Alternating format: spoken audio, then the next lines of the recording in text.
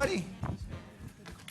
Let's begin the joint meeting for Rules and Open Government Committee for the Whole for October 23rd. We have a full committee, so there is a quorum. We'll begin with a review of the final agenda for October 29th. I should note that there are ads under for consent items, and we'll begin pages 4 and 5. Are there any changes to the agenda?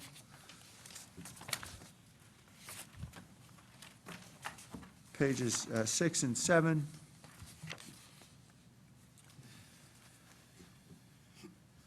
Pages 8 and 9.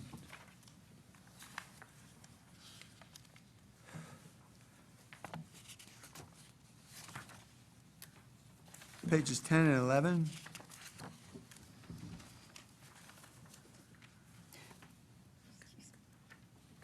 And the 4.2 is just for receipt of report, right? There's no action on that? That's correct. Okay, great. Pages 12 and 13.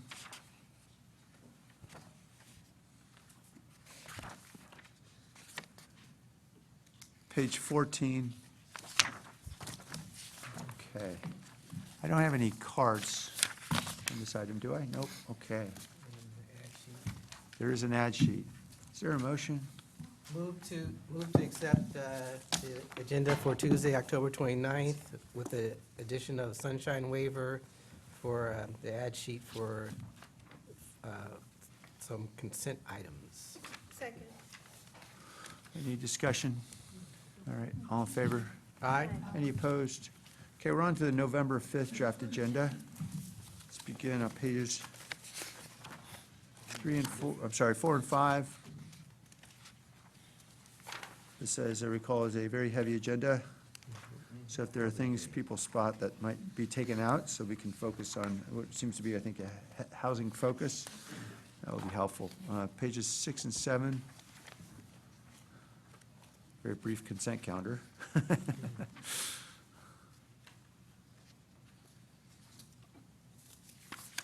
Mayor, I will be pulling 2.9 to speak to it. I don't know if, I just want to make you aware of that. Okay. I know it's gonna be- Pages 8 and 9.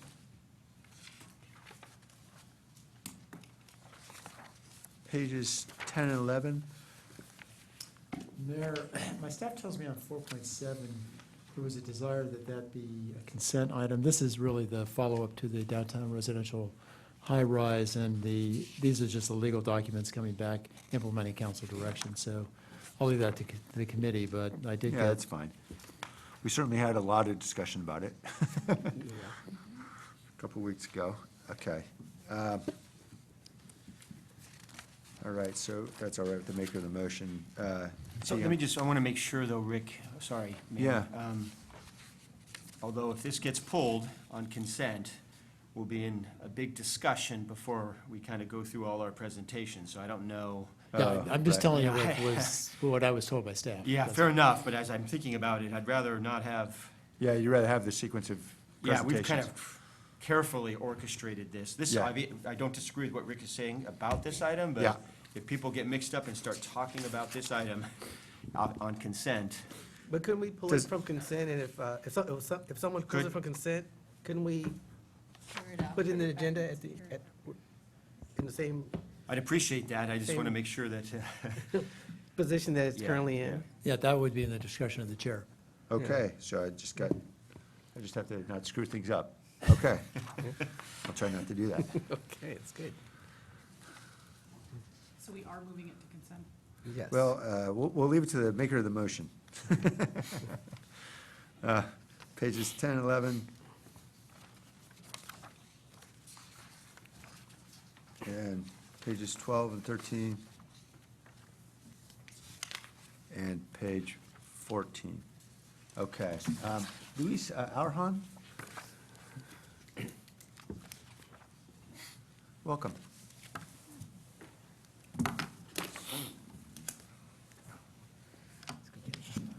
Thank you, and good afternoon, Mayor, council members. I'd like to speak to the process for particularly item 4.3 on the November 5th agenda, as well as related items 4.2 and 4.6. 4.3 is the development fee framework. There has been no public process around the development of this framework, nor around the cost of development studies, which we even requested via Public Records Act and have not yet been able to see. These are very big changes being proposed. The community needs the chance to vet these reports and proposals, to provide input, feedback, and have a dialogue that brings in diverse analysis and proposals. The stated goal of the universal development fee proposal when it came to priority setting was to increase simplicity and transparency for the public and developers. A very good goal. It was explicitly stated and restated on March 14th of this year that a universal development fee is not intended to reduce fees on development. That's a quote. But now we have a framework that's very clearly intended to reduce fees on certain types of development. That does not seem in line with what City Council prioritized. Also, it doesn't seem to be stated whether there are any existing models for this type of development fee framework. If so, have they been studied? Do we know what outcomes they produced?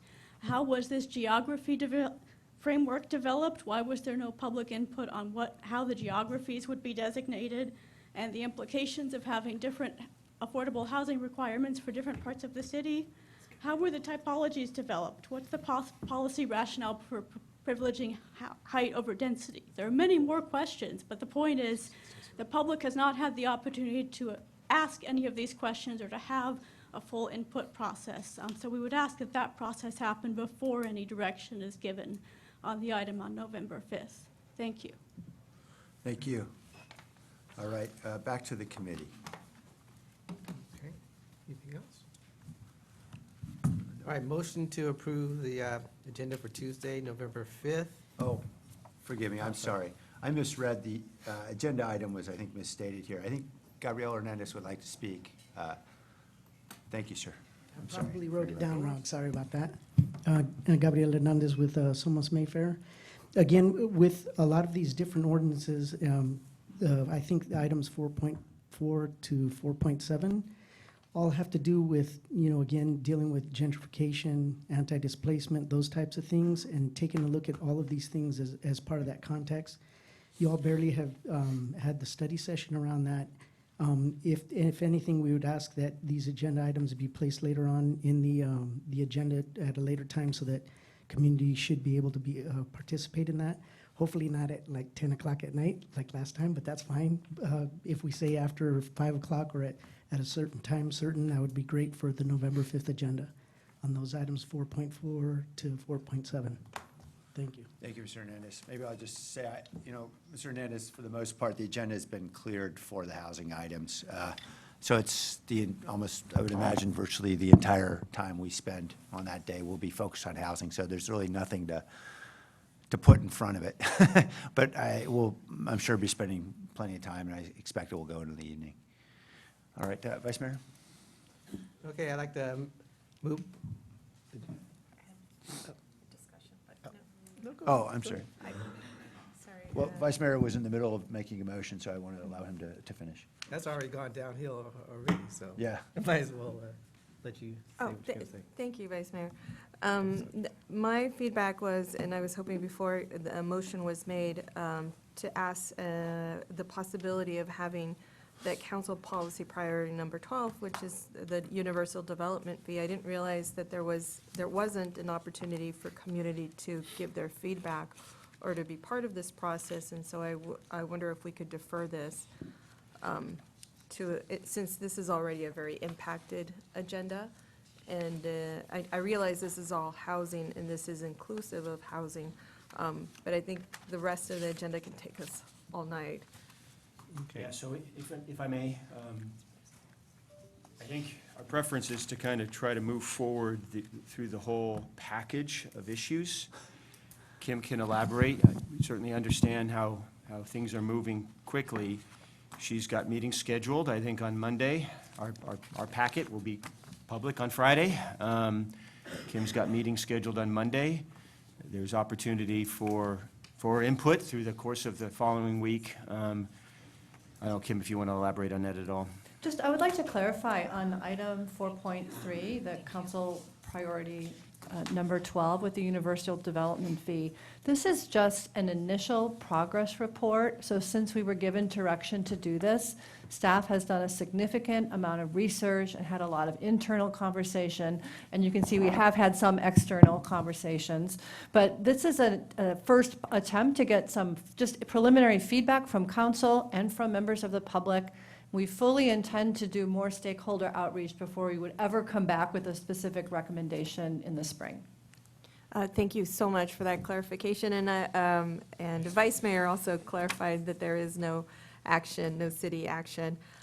So I will take out my recommendation. Thank you so much for the update then. Vice Mayor, I'm going to interrupt you again. We got two more cards that just came in. Robert Aguirre and then Jean Dressen. We're building it up.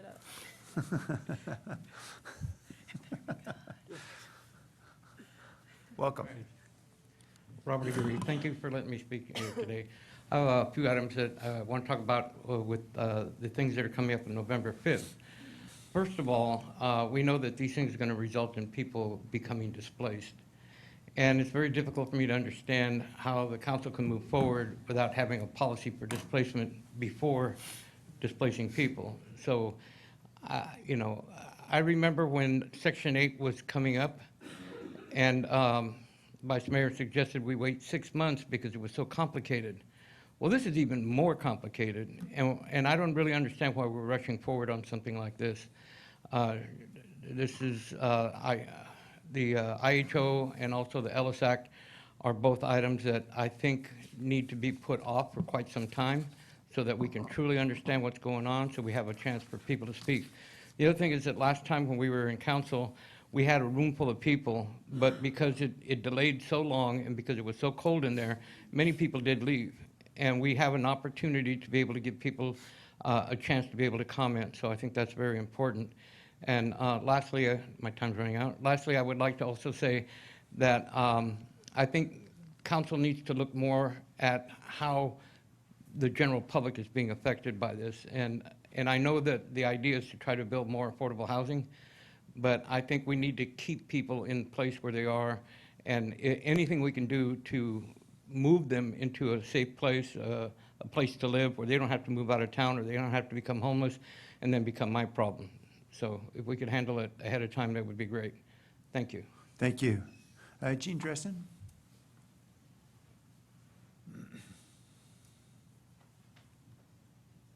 Good afternoon. I'm Jean Dresden, and excuse me if I cough, so I'll try to control it. Thank you, Councilmember Arenas. There is a problem about the paucity of outreach about this.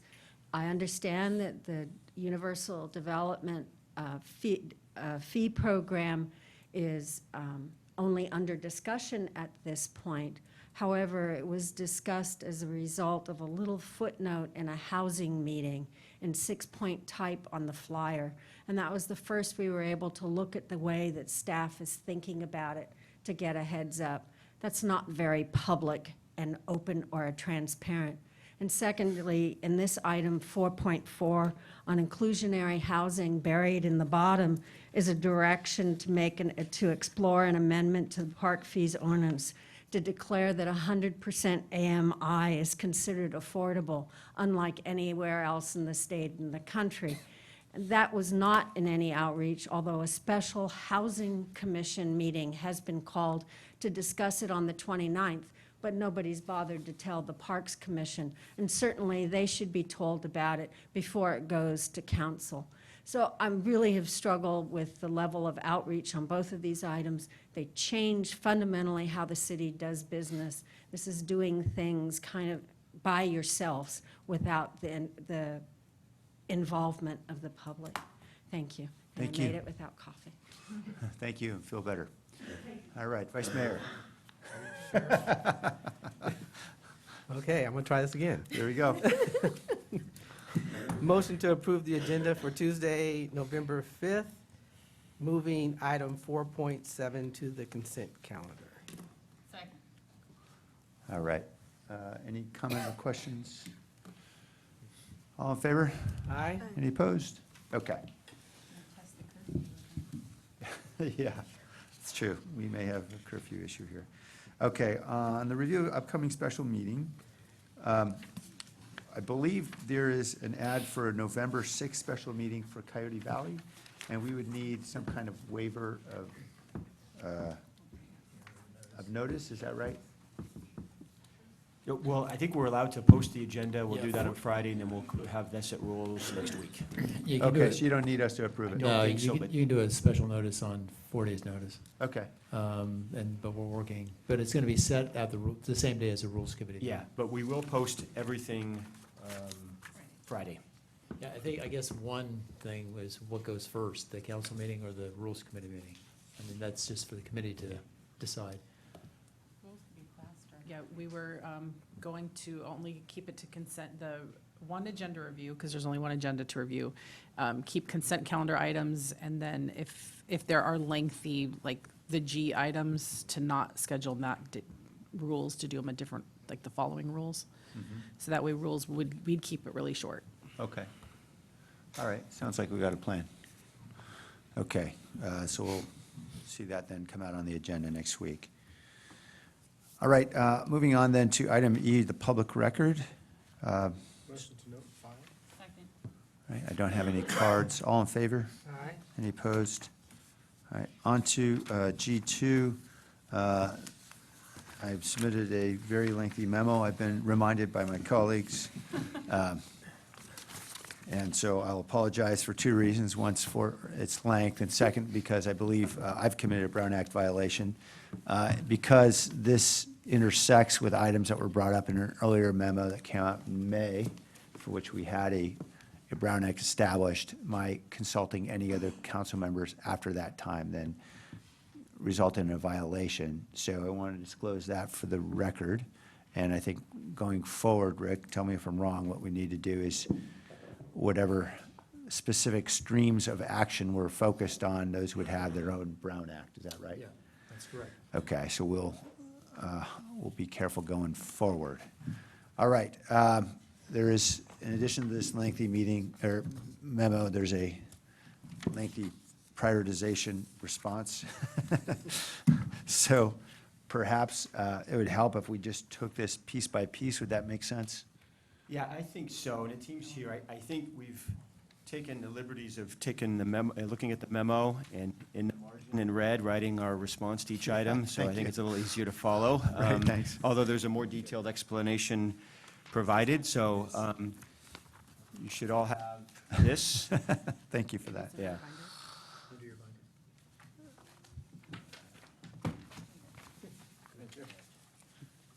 Okay, so we'll start first with the after-action report. That has already been in progress. That's our So natural. that's green, that's already, that's our standard procedure. That's our after standard action. procedure, and I've just inserted some other items to consider. Okay, And all those are fine. okay. So that would be the recommendation of staff. The tabletop exercise, and maybe I should just explain here. I know a typical tabletop exercise may last several days. That is not what I contemplated here. This is really what I called an expedited tabletop. More than anything, I'm looking for an hour or two meeting where we can get PG&E in a room and really see if we can get some commitments around the provision of data and information in a way that, as we recognized through the last episode, was clearly insufficient. It includes what I understand was incomplete data about projected shut-off areas that ultimately excluded medical baseline customers that we ultimately needed to identify, and we did identify through our own efforts. It includes a host of challenges around ongoing communication. And so really that's what this is directed toward, not toward having everybody drop everything they've got for a couple days. So anyway. Yeah, no, I think, so we wrote here green, but wait for after-action report. I think, because to us, table talk exercise is a huge lift, but based on, the way you just described that, Mayor, I think that's manageable. What we're saying here is the after-action report will actually be the roadmap for kind of what we need to do to address the inadequacies or shortcomings of the process. And so, there's probably going to be various priorities that come out of the after-action report, and just like we've done in the past, we're going to kind of want to put that into a plan for action moving forward. Certainly, scheduling a meeting with PG&E and trying to work with them as part of the after action report process is totally the right thing to do. Could I perhaps modify the request a bit, and that is, I understand the after-action report's gonna be more comprehensive, but I think by now staff has a pretty clear idea where the deficiencies were in information. Could we reach out to PG&E now and say, look, we want to sit down with you? And that way the wheels at least would be in motion. My concern is, we're hearing about shutoffs that are going on today in parts of the Bay Area. We know we're not out of fire season yet. And being able to at least have that communication sooner rather than later may be helpful. Yeah, we can make that request and follow through, yeah. Okay, great, thank you. All right, so that would be a recommendation then. And then on to item 3, which is microgrids. Dave? Yeah, so where you see November 19th, I'm going to let Jim kind of explain, based on previous direction, we've got a plan for coming forward on the 19th, and I'll let Jim explain it. So you'll see November 19th against a couple of the items, and that's where we're proposing to come back to the council and discuss this. Yeah, thanks, Dave. So kind of putting this in context, Mayor, if you might remember, members of the Rules Committee, in June, the Community Energy Department brought forward an item about kind of electric kind of reliability and restructuring advocacy principles and things that we're going to be working on kind of throughout the rest of the legislative session and into the next year. That kind of created a body of work that the department started on. And we were also directed at that point in time to prepare a study session, which we held at the end of August, an electricity resiliency study session, which delved into a number of topics from the PSPS event preparation through microgrids, targeted municipalization, and full municipalization. We kind of introduced those topics to the council. I think a pretty good education session, but at the end of that study session, we identified a number of areas that we thought needed significant additional work or research, but the resources kind of aren't available with what we have. And we will be coming back in the fall, kind of laying out, here were the areas that we thought were the most important, highest priority areas to explore around those topics, and identifying the resources that would be needed. So we were planning on doing that, and on November 19th, we were going to be bringing an item back to council to kind of follow up on the June action, as well as follow up from the study session. Obviously, since then, we've had a public safety power shutdown, and we've seen the implications of that. And Mayor, we have your memo today, which kind of builds on and identifies a number of additional things to explore, consider, and do. And we feel it would be effective on November 19th to bring back kind of a comprehensive initial snapshot of, here are the things that we think make the most sense. This is what we think it'll take to do those. Here are areas where the Community Energy Department was already preparing to do that work, has funding identified to do that work, and then here are additional areas that we would either need funding or resources to do, and really lay that out kind of in a clear, comprehensive manner for the full council. So you could see, here's what we thought we already were working on and needing to do, and here are the additional items that would need additional resources. And if we didn't have those, it would probably need to go to priority setting or something along those lines. So that's how we're kind of putting this in context with work we're already doing and the new work that's emerging at this time. Great. Okay. Questions about that, John? Councilmember Kim? No question. I just, on item number 3BI, I wanted to make sure that we looked at how we might activate the CERT teams that have been, I'm so happy that we actually have CERT up and running now. And I wanted to see if we can activate them by having them do outreach to the medically vulnerable people in the case of PSP shutoffs in the future. And I'm hoping that we can integrate that thought into any discussion that we have about the microgrids and related investment and resilience discussion. We can absolutely include that. Thank you. Okay. Other comments or questions on this part? Okay. Councilmember Reyes? I'm actually very supportive of this, Mayor. I'm glad that you've put this very thorough and thoughtful strategy together. I think our residents were very upset from being cut off from their power supply, and for many of my residents, as in many residents across our city of San Jose that are seniors and that rely on medical equipment, it was it wasn't just an inconvenience, it was very damaging to their well-being. And so absolutely supportive of this, and I'd like to move it. Second. Thank you. Thank you for the motion. Just before we get too far out, and I just wanted to make sure we had clear recommendations about the remaining items. So thank you for the motion and for generously calling it thorough rather than too long, as some of my colleagues might call it.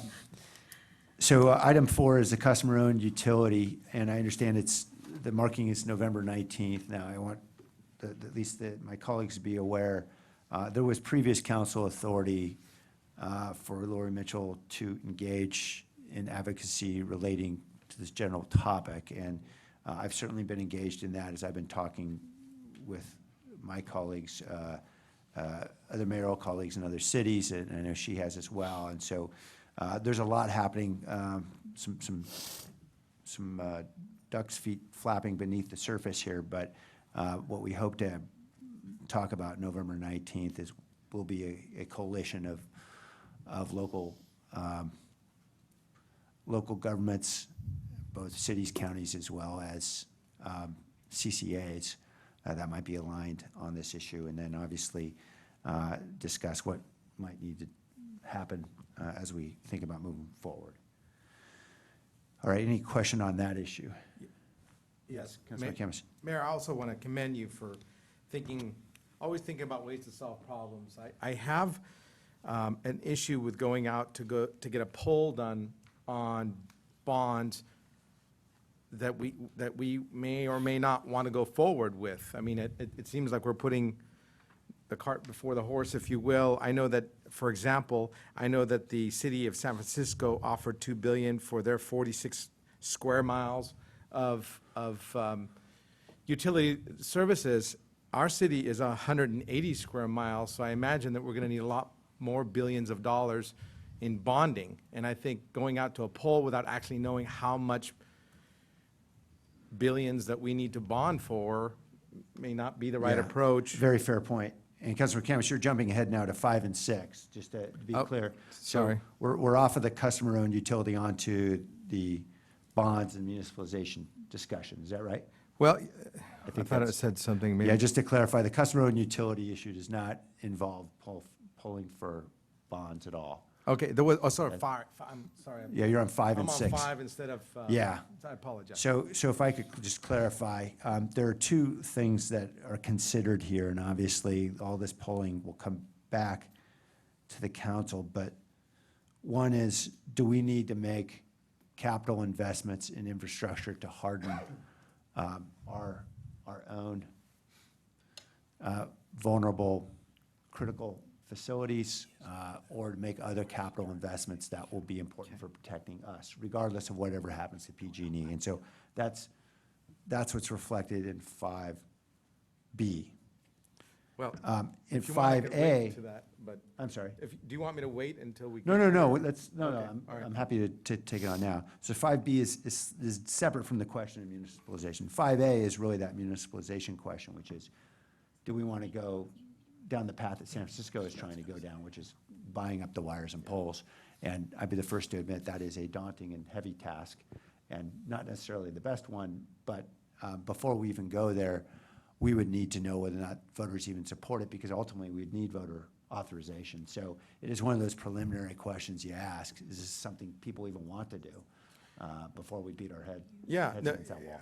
that's exactly what I was thinking about. You know, maybe a study session should be in order to understand what it means to harden our city, to understand what we think we need as far as microgrids that we were talking about. I don't know what I don't know, is what I'm trying to say. Is I always like to be cautious. I'd love to see a study go before we do polling, and I think that might be a good approach, so that at least we know how much dollars, what it is that we want to accomplish with this. Because even if, let's say that we bought this entire grid from PG&E, will that actually stop the power shutoffs? If we're still buying hydroelectric, it might not, because those lines are still going to be conveying electricity from the north or the south or the east or the west. So it might, even if we did all this, I'd like to see is that if we did all this, what do we get out of it? Right. Kind of thing. That's why I kind of wanted a study session tied to this item 5. Yeah, and I guess this is a chicken and egg issue here, because clearly there's a lot of work. We had a study session, a couple months ago, to talk about some of these issues. We didn't go into municipalization in any depth. I think it was merely discussed as an option. As you know, there's a lot of work that goes into those study sessions for staff, and usually to bring in experts and so forth. And there's no question that I think everyone's eyes are wide open if we were to go that path, municipalization. And frankly, that's not my first choice. My first choice would be that we urge PG&E to reorganize as a customer-owned utility first. But the extent of expenditure and expertise and time that would take to get to that place may be quite a bit more than we might think for simply a standard study session. And a very easy way to sort of call the question is to find out, do people even want to do this? Because we know under state law and local law, under the charter, we cannot do this without voter support.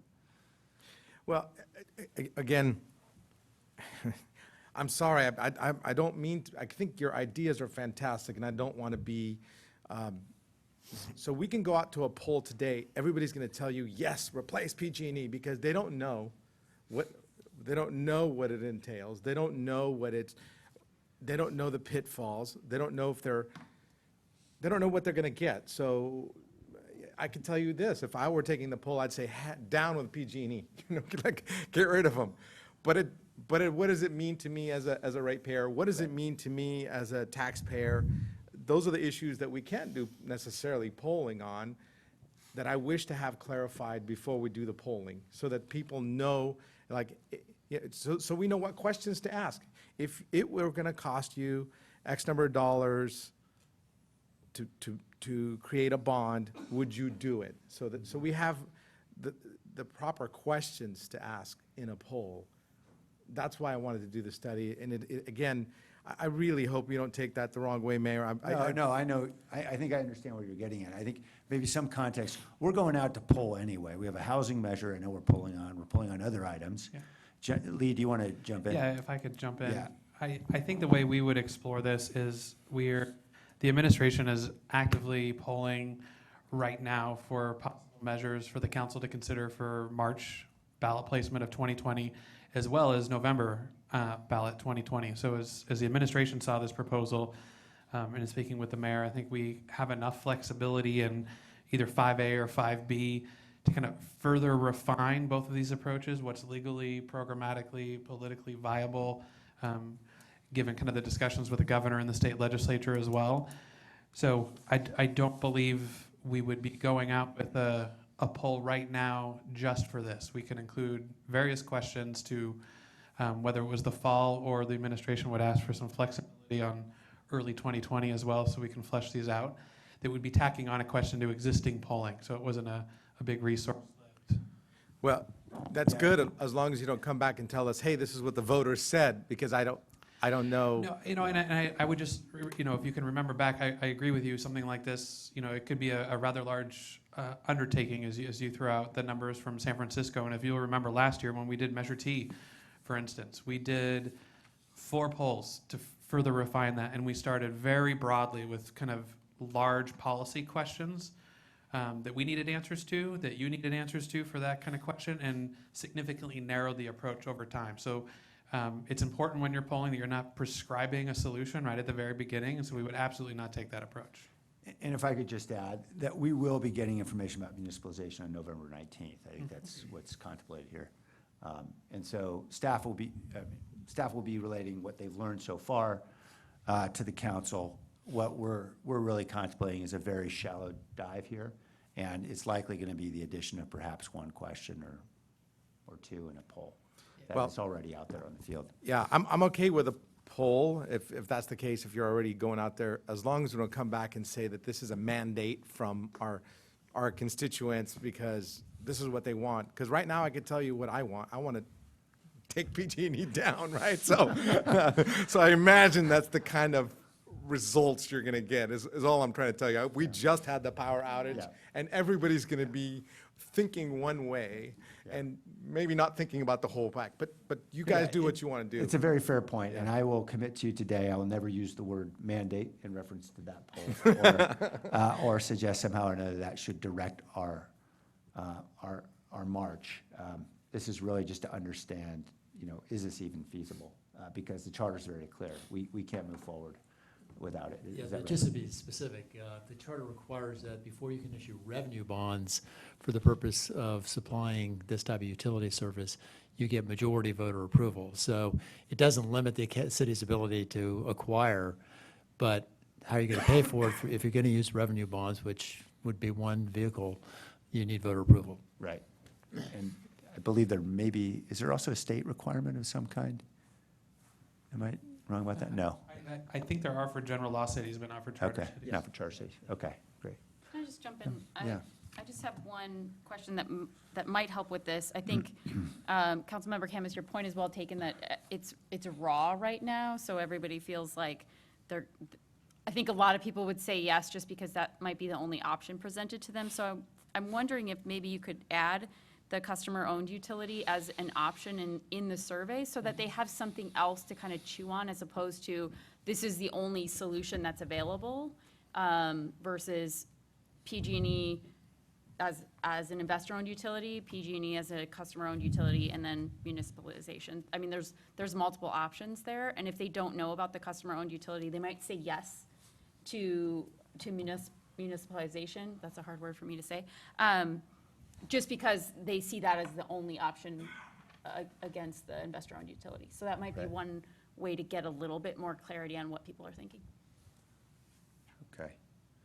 Fair point. Okay, other thoughts? Well, just, Yeah. just on Councilmember Davis's point, I have to leave it up to the experts, because I know in polling, if you give too many options, it becomes confusing and complicated. So I'd have to defer to your expertise on how many options you want to present to the voters. Thank you, Vice Mayor.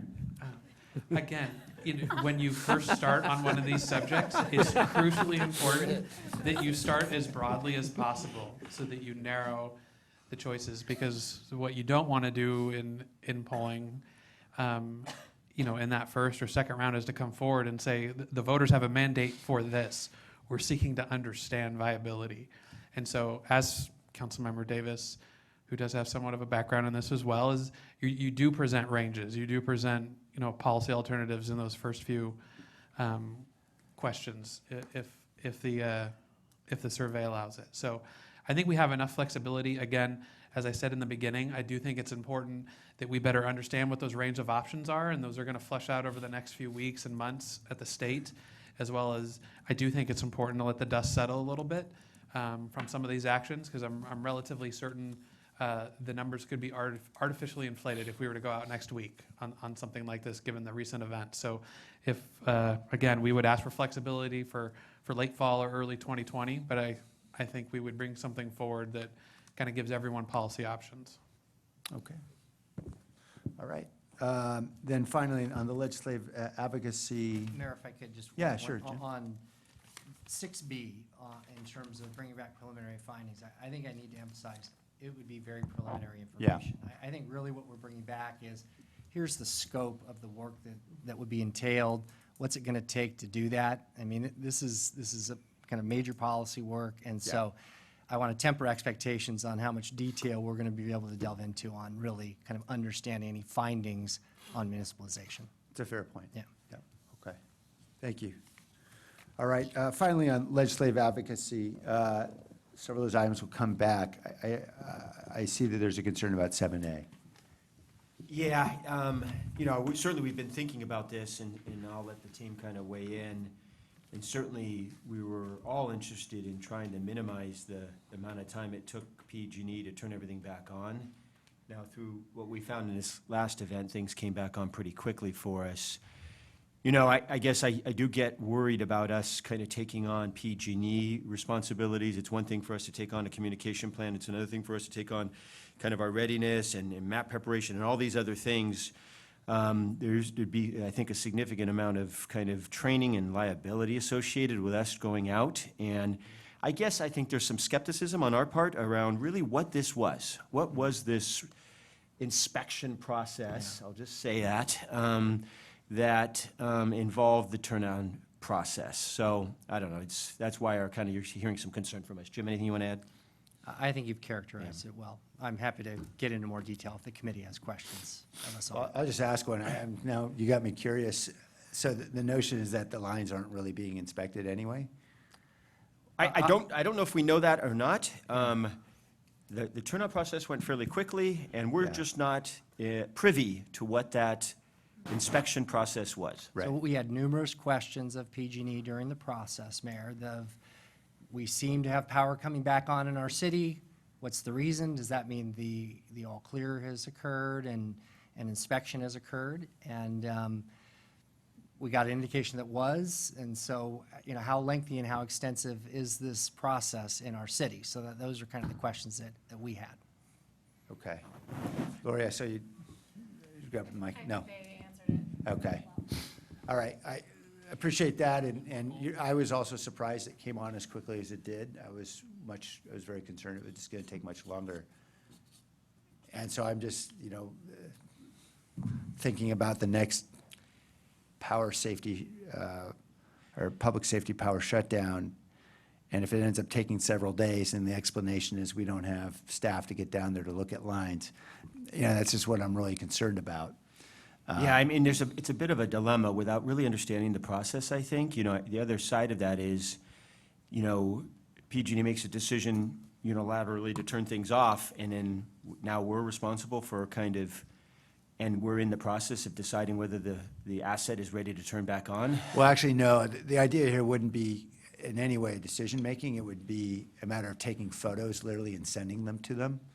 And if they're properly geotagged, then they would have the data so that at least the decision would be able to be made, not by us, of course, but by them. And the idea is that they don't have apparently they don't have the manpower to get out there. Maybe I could suggest, Mayor, Yeah. is if we do have the meeting from the item you talked about Right. earlier, we could just understand better from them what's their evaluation and inspection process. I agree. And, what do they go through and what does it entail? And that might put us, as a city administration, a better place to say whether that's something we think we can effectively help on and not negatively impact the city and our resources. Okay, agreed. It'd be a good topic for a conversation with them to understand whether or not there's a way we can enable them to expedite it. Okay, other questions? Nope. All right, so there is a motion. There's a member of the committee, the community would like to speak. Prashant? Welcome, sir.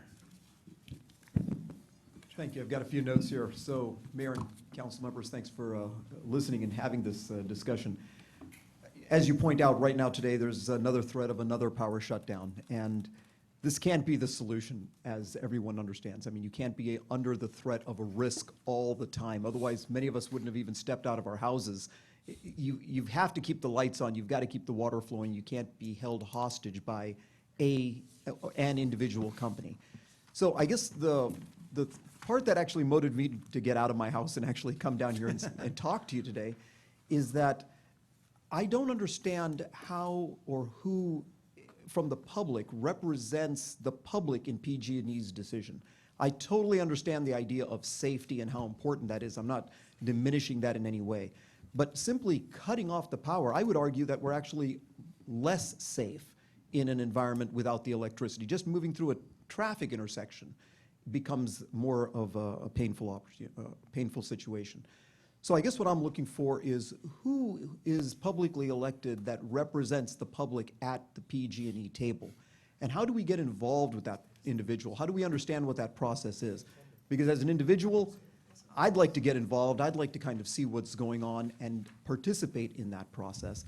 And I'm sure others who haven't had a chance to get out of their house today would feel the same. So thank you for listening to that and appreciate all the hard work that you're putting in on our behalf. Thank you. Thank you. And I do appreciate your sentiment, because I shared it with the California Senate just a couple of months ago in testimony, and I know Lori Mitchell was also up there advocating to try to ensure there would be more of a public voice. All right, other questions or comments? Oh, yes, Mayor. I just want to make sure that the motion included looking at the CERT teams as part of item 3B, Roman numeral I. Councilor Reyes?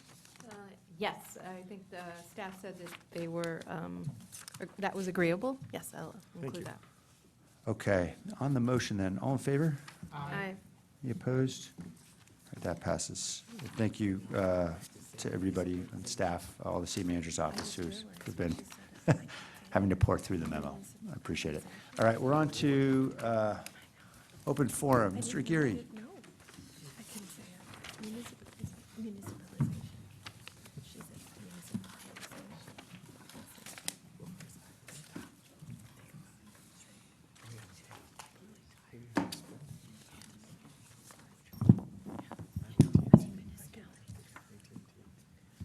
Mr. Geary? Nope. I think he might have left. Okay, Mr. Geary seems to have gone home, so meeting's adjourned.